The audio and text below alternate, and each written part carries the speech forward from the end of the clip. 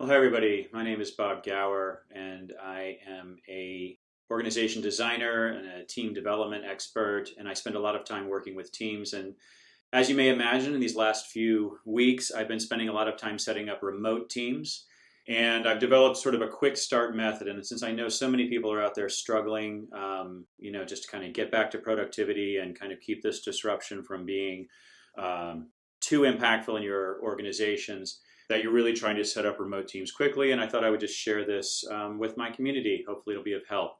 I'm going to be using two things today. You can get links to both of them down here in the comments. One is this slide deck that I'll be walking you through, and then the other is a link to a Trello board, which is a template that I've got set up, which you can grab and then use for your teams. And you can, of course, use whatever project management tool that you like, but the Trello board is, I think, a quick and easy thing to set up. So the first thing I want to talk about is teaming in general, and because I think remote teams and in-person teams actually are more similar than they are different. And often the things that we need to do for teams in general are the things that we need to do for remote teams, but they become much more acute. And sometimes we're playing a bit of catch up because we haven't done them for our teams when they're in person, because we can kind of get away with being a little bit loosey-goosey when we're in person that we can't get away with when we're remote. The first thing I want to point out is that teaming is a verb, and I get this phrase really from Amy Edmondson, who's a team development expert. She's a Harvard researcher. We'll talk about some of her work more in a minute. But one of the things that she points out is that you can't just put a group of people together and say they're a team. That teaming is something that happens over time, and it's something that a group of people becomes. And in my work, I really focus on sort of two different aspects of this, and I'm using the iceberg as the metaphor here, that there's the IQ, or the visible portion of the team, which is really the team membership, the practices, the tools they use, the meetings that they hold, all of the things which are relatively easy to act on and relatively easy to see. And then underneath this is really the emotional context, the EQ of the team. And like many things, often it's the unseen piece which is the most important, but it's very hard to act on it. And often by getting the IQ right, you can actually really improve the EQ. And also simply by acknowledging that EQ is a thing that you want to acknowledge, or an important piece, that you actually can then also act on it as well. So I want to kind of highlight two particular pieces around what it means to be EQ. And this is going back to Amy Edmondson's work. She has a wonderful book called The Fearless Organization. It came out last year. There's also this article which is linked here, which is by Charles Duhigg down in the New York Times from 2016, which is talking about Google's teams and how they use some of Amy's concepts. But essentially the main concept we want to highlight here is something called team psychological safety. And the idea here is that every team member is going to assess that the team is a safe place for me to take a risk, that I can bring an idea forth and no one's going to call me stupid or shame me for that. Therefore, I'm going to be more likely to bring ideas forward. So if we want people to participate, if we want people to bring their full intelligence to a team, their full intelligence to the project, then really making sure as leaders that we develop a psychologically safe space, or even as team members, that we develop a psychologically safe space for each other. And often this has to do with how we respond when people bring ideas forward. Not getting angry is a really good first start. The second piece comes from a researcher named Amy Cuddy, who's also out of Harvard. And she really talks about a phenomenon of how to create trust. And the idea, and I think really fundamentally, that if you have a team of people that trust each other, that team is going to be faster, it's generally going to do better work, and it's generally going to have fewer errors and just sort of be generally a less kludgy team and work well together.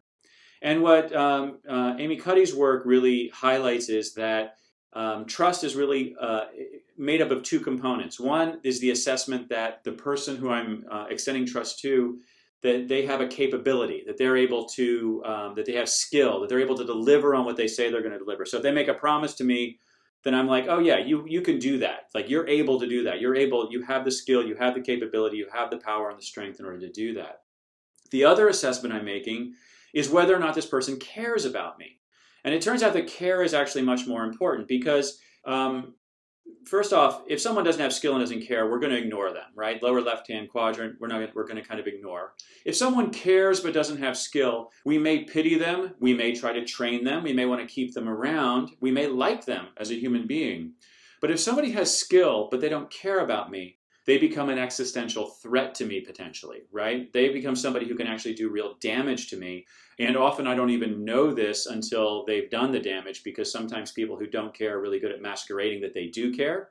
So really what our brains are highly tuned towards is highly tuned to figure out whether or not somebody cares. And it turns out this combination of skill or capability and care or warmth is really where trust comes in. And our brains ask it in that order. They want us to actually assess care first and skill second. And so what this means for leaders and team members in a digital space is that we need to really make sure that we are able to express to people that we care, that we're not just all business all the time, but that we're actually leading with some warmth, with some curiosity, especially in times like these when people feel so much under threat. Beginning our meetings with a personal check-in is super important, and I'll talk more about those in a moment, what a personal check-in might look like. So there's a habit change specialist who I really enjoy. His name is James Clear. He wrote a wonderful book last year. And one of the things that James points out is that we don't rise to the level of our goals, but we fall to the level of our systems. And so now I've highlighted IQ or EQ a little bit, but now I really want to go to IQ. And IQ is really the system of the team.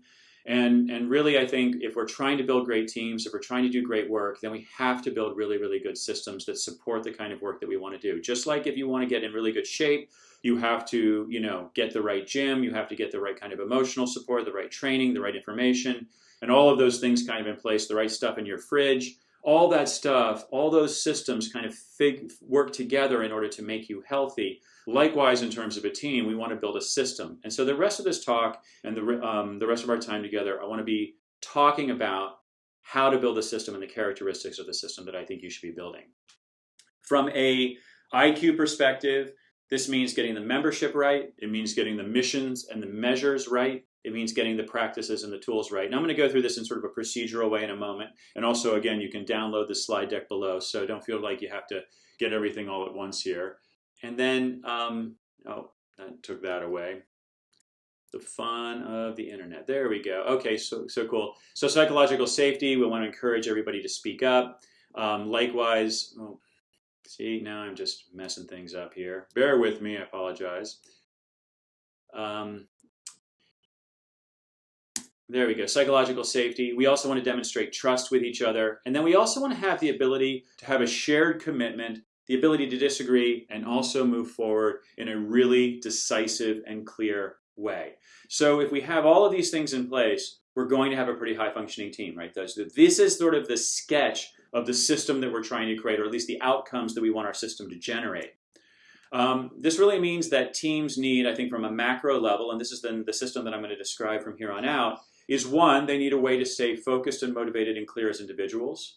We need a way to align and make sure that our work connects with that of our team members. And also because organizations tend to be made up of multiple teams, we need a way to keep our work visible and in sync with other teams. And these are the elements, I think, which become really super important as we move forward into this kind of remote working adventure that we're all on right now. When it comes to building great remote teams and getting all of these things in place, it means, one, we want to define the team. We want to know what the membership, the mission, the agreements, the objectives, the measures. I'm going to go over each of these in a moment when we switch over to the Trello board. But we need to know who is on the team and what that team is up to, why it exists, and how its success is being measured. And often, again, when we're in person or when we're being a little loosey-goosey early on, we don't get really sharp or really crystal clear about these particular elements. And when these are missing, everything else, it's sort of a garbage in, garbage out situation. Everything else that cascades down from this becomes kind of problematic. Number two, we want to be able to define our work. We want to define both our projects and our work streams and our tasks. And I'll go over these again more in a minute when we get to the Trello board, because these are going to be defined on the Trello board. Three, we also want to meet regularly. And again, this becomes much more important to meet regularly because, again, when we're remote, we're not, necessarily always in each other's space. We don't overhear things. We actually need to update each other a little more often. But we want to meet with really specific, really clear purpose, and we don't want to meet too much. We don't want to just get online and just sort of sit around and talk, but we actually want to have a really clear purpose. And I have 3 specific meeting formats that I think are really important for remote teams and potentially all teams as well. And number 4, we want to adopt some very specific practices and tools. I'm going to walk through what tools I think those are because, again, we're replacing that in-person interaction with a certain set of tools. But the more clear, the more specific we are in the way those tools are used, the better the outcomes we're going to generate. So there are my websites or whatever. You can grab those later. And again, you can download this slide deck from the links below. Right now, what I want to do is want to get a little more practical, and I want to pivot over to talking about, sort of how this might work in real practice. And I'm going to show you a template of a board I've created. This is a tool called Trello, which some of you are probably already familiar with. It's a very, very simple tool. And the way to think about Trello, I'm going to move my face down here. The way to think about Trello is that it is a sort of a collection of cards in columns. So we have a board here. And in this board, we're going to have things called lists. That's what these vertical things are. And in the lists are these little items called cards. And those cards can be moved around. And they essentially mimic a wall full of Post-it notes. That's, I think, the easiest way to think about it. And I can just sort of grab a card here, and I can drag it around, and I can move it around. I can move it between columns, and I can move it up and down within a column. And then each card itself has some additional functionality inside of it, which I'm not going to go over in great detail today, but you'll see a little bit as I move along. But you can do things like assign it to individuals. You can label it in certain ways. You can give it due dates. You can give it checklists. There are all these little things you can kind of do inside the card that are a little kind of super functionality that you're not going to find in a normal sort of paper Post-it note. But it's a very useful tool. It's also a very simple tool. It's also a very flexible tool. And I'm going to show you how I use it to set up remote teams. And by the way, I've spent the last 2 weeks, I've set up probably 20 remote teams, sometimes as many as 2 or 3 a day. And we've just been moving very, very quickly, sweeping through the organization that I'm working with currently. And this is the kind of the methodology that I'm going to share with you about how I did it. So over here on the left, I had the setup steps. And by the way, there's a card up here at the top where you can also download the presentation if you want to. You can go to this Trello board. There's a link to it down in the explainer notes or whatever, the show notes here. But you can also grab the slide deck from there. So here are our 4 steps. So the first thing we want to do is define the team. And that's really this column here, which is the team charter. So if I look here, I've put a little checklist in. And I put them, I think, really in order of importance of the things that we need to address when we're working with teams. So we need to understand the mission, team agreements, team objectives, team measures, and team membership. And actually, I might put membership a little bit higher on this list. You can choose your own adventure. Right now, most of the teams I've been working with, we've only really had time to deal with the mission. But I do feel like it's really important. And I put some notes in each of these cards about what I'm looking for in a good team mission. Essentially, it's a brief statement. It describes why the team exists, and it includes who we serve, what we deliver, and why our work is valuable.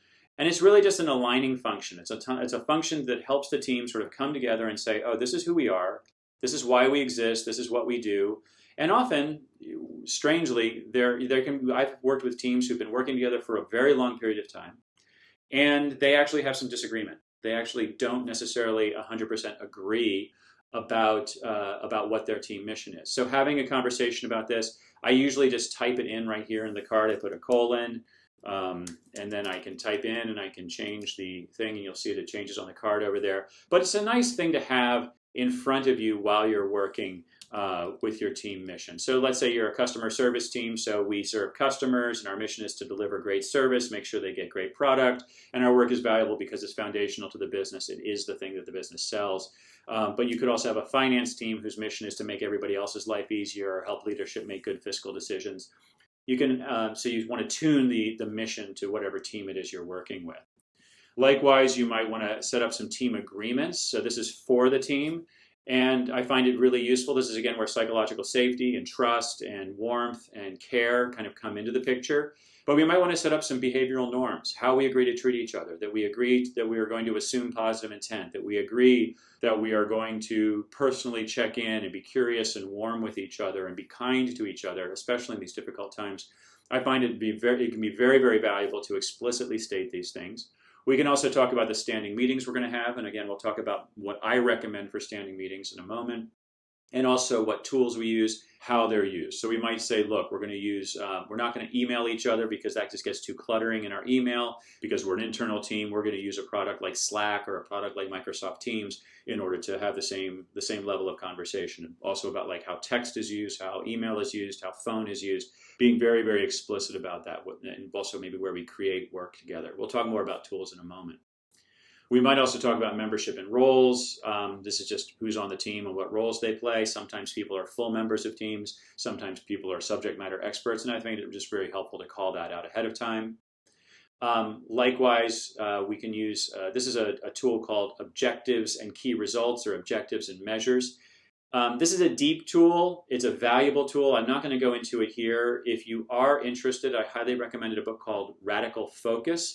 And you can also just do, I'll actually link in the show notes, I'll do a link to a couple of my favorite videos on objectives and key results. We're not going to work with that today. We're actually not going to set up any more about this. What I'm trying to highlight here is that step one is to really just spend a little bit of time defining the team. Sometimes 10 minutes is enough. If you have the time, spend 2 hours on it, spend 3 hours on it. Really engage with these questions on a deep level. And I think you're going to have better outcomes. My father, who used to always say that well begun is half done. And I think what he really meant by that is that when we start off things clearly, when we prepare well, when we build our tools well, that we actually are much, much closer to finishing. Sometimes it feels like we're off project because we want to get to work. We're anxious. We really want to get to work. But sometimes, and actually I find often, taking the time to really charter the team well makes all the difference in terms of speed further down the road. The next thing I want to do is step two, is we want to define the work, and that's really these three center columns here. And when I talk about defining the work, I distinguish between projects and work streams and tasks. So the idea here is that projects and work streams are the bigger tranches of work that a team does. Projects have a beginning, a middle, and an end. You know, they may be something about like, let's say you're a sales team and you want to create, do a new point of sale system or something like that. You're employing a new tool. You're finding the tool. You're implementing the tool. You're training people on the tool, and then that project is done because the tool is now implemented and up and running. In another case, you might have a work stream. In some cases, you might be like, let's say, a maintenance team on a building. I know there are few of us out there now, but maintenance teams on a building might have to keep the building clean or keep the building safe or keep things repaired. So it's sort of a steady work stream, but it's not something that ever ends. It's something that's ongoing. Again, in a finance team, it may be to keep the books up to date. So there might be sort of just like a series of tasks, a series of habits that team does. And that doesn't actually ever end because it fits into this larger work stream.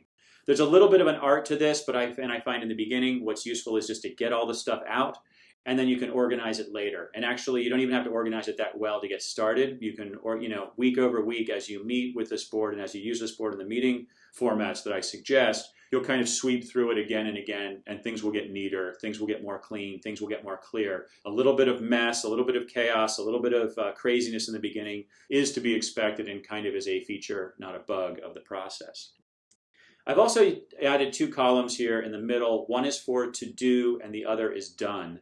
And these are really more for, let's call them tasks, which I would say that, so projects and work streams are actually made up a bunch of little tasks. So it's really, we're still describing what the work of the team is. We're just describing it at a different time horizon. In terms of projects and work streams, you're probably thinking in months, if not quarters, if not a year.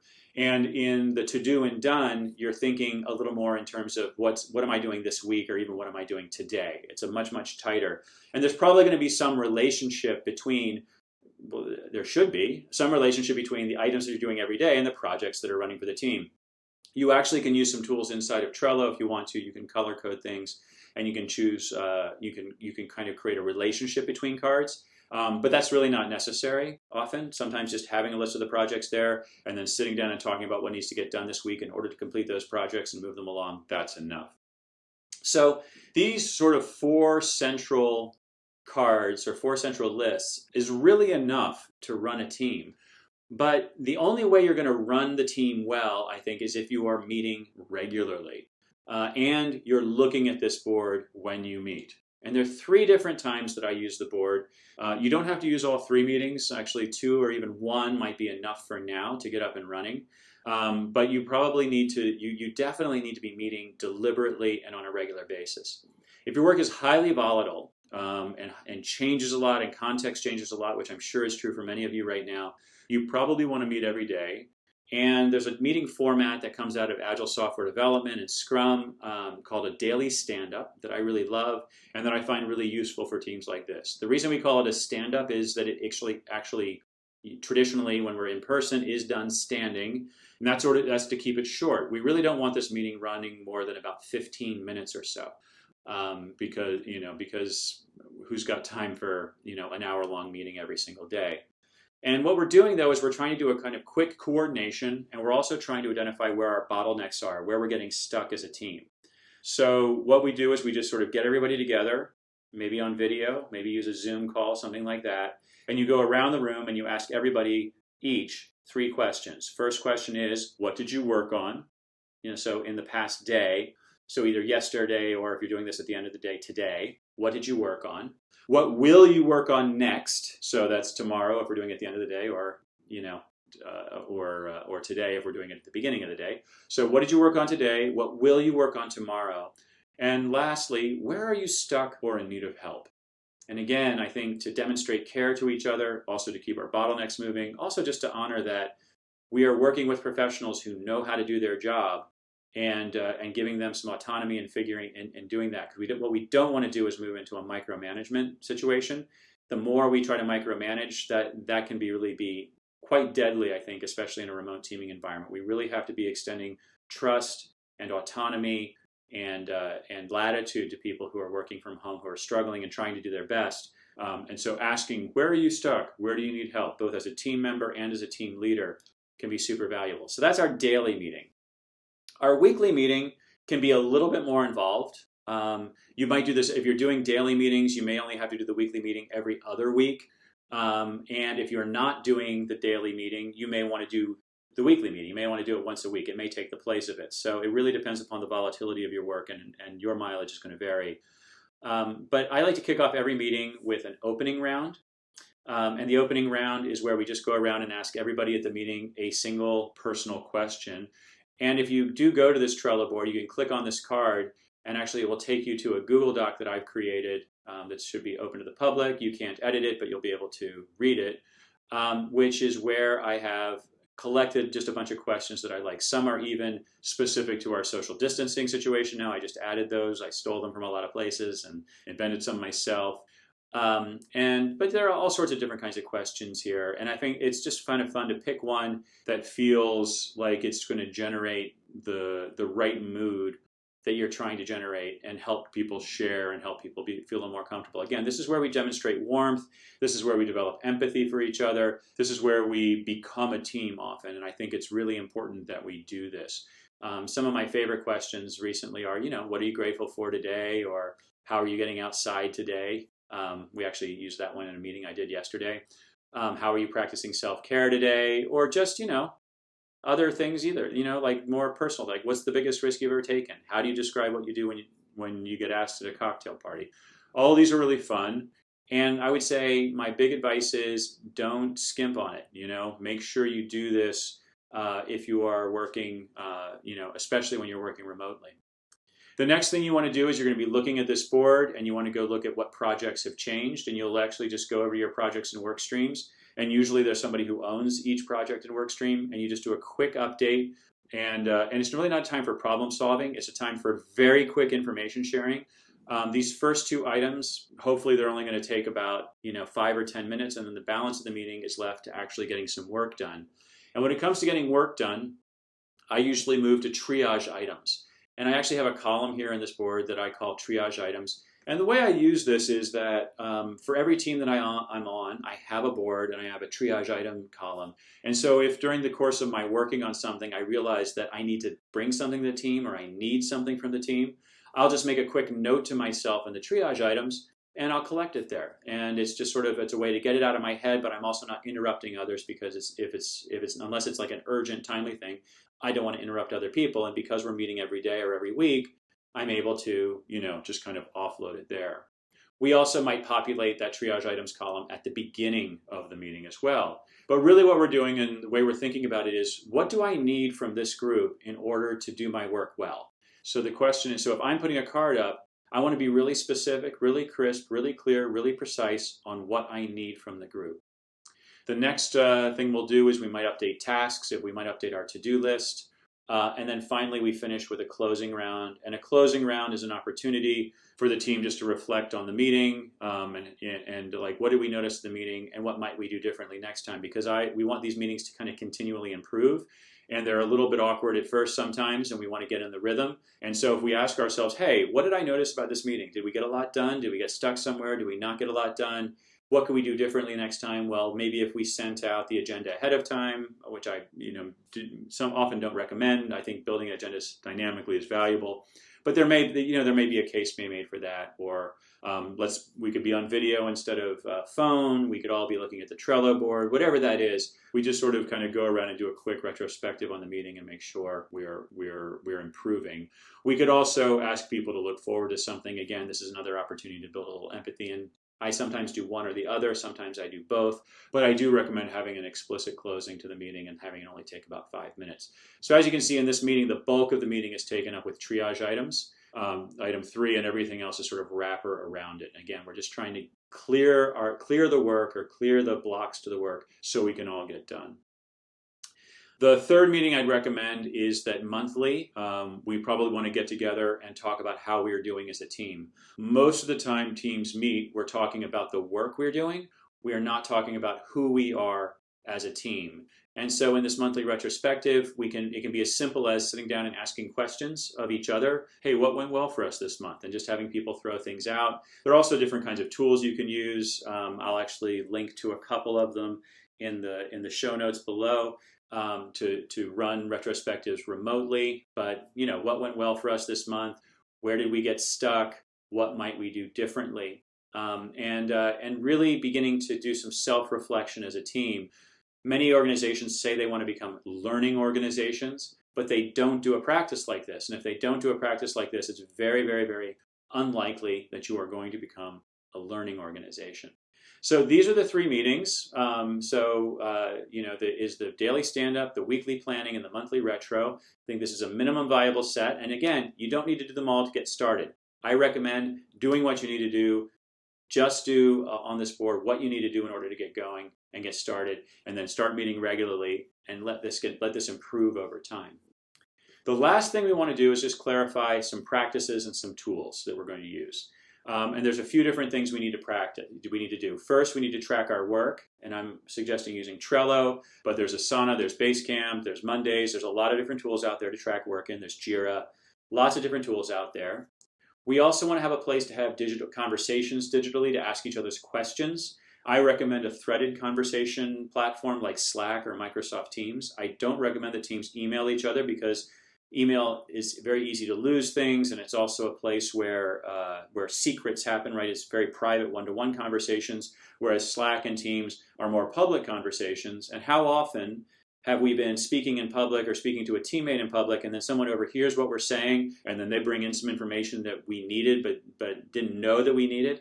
And so this is a great way for people to kind of overhear each other in the digital space. And I find if you're going to be a remote team, moving to Slack or Microsoft Teams is pretty essential. Likewise, we want to co-create documents together, multi-tenant software where we can all be in it at the same time, working on the project together. Sometimes if I'm writing something or building a slide deck or building a spreadsheet, I'll actually be on the phone with somebody while we're in the document together, and it's just like we're sitting there with a whiteboard and co-creating. It can be a very, very generative environment. We also want to meet. I recommend video for meeting at least some of the time. Zoom is a wonderful tool. Google Hangouts and Microsoft Teams are slightly less stable, but they're also fine tools. And then using the triage items column to meet. I've already explained how we use that. And then finally, we want to coordinate between teams. So far, I've focused almost entirely on within the team exercise. What you can do with Trello and then also with these other tools is you can make your board. I can have multiple boards that are visible to everybody in the organization, that are all like this. And so if I want to know what another team is doing, I can simply drop into their board and see. So this idea of like making our work public, making our work transparent, making it so our coworkers can kind of drop in a self-serve way, get a project update from us is super, super, super valuable. And then lastly, we probably want to have some kind of all hands meeting, maybe once a month, get the whole organization together. Depending on the size of your organization, this can be more complex or less complex, and there are many different ways to do it. But it's more of a way to have more organic, information sharing. Maybe have the leaders of the organizations be able to field questions from everybody. Maybe do something which is a little more meant to emotionally connect people. Asking an opening round question of everybody, showing funny videos, getting people to emote together, playing games, those kinds of things I think are really important. And they're things that we're really going to miss as we're out of our offices. Anyway, I hope you've enjoyed this video. Like I say, there are links in the show notes below. Feel free to reach out to me, ask me any questions, either in the comments or you can contact me through my websites, either bobgower.com or ethicalventures.co. And I wish you all the best in this trying time. And please let me know if there's any way I can help or I can support you. Take care, and truly best of luck to you.